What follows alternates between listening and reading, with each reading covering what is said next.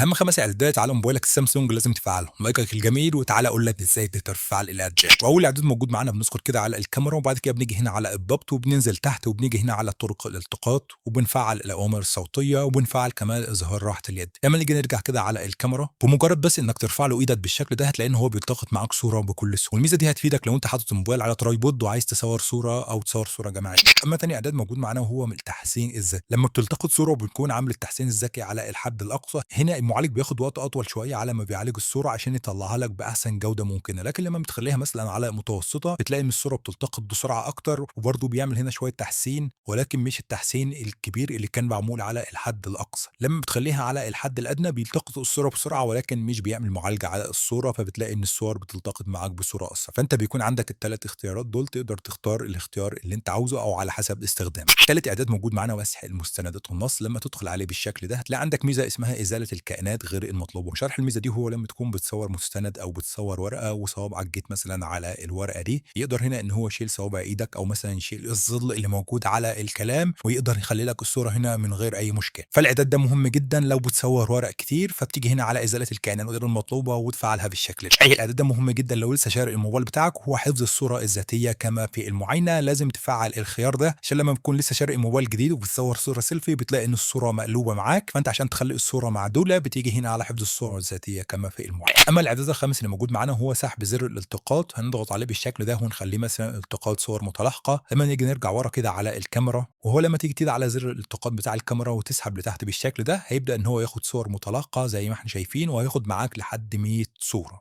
بس دي كانت اهم الاعدادات. لو عجبك المحتوى ده من الفيديوهات اكتب لي في الكومنت، واشوفكم في فيديو جديد، وسلام.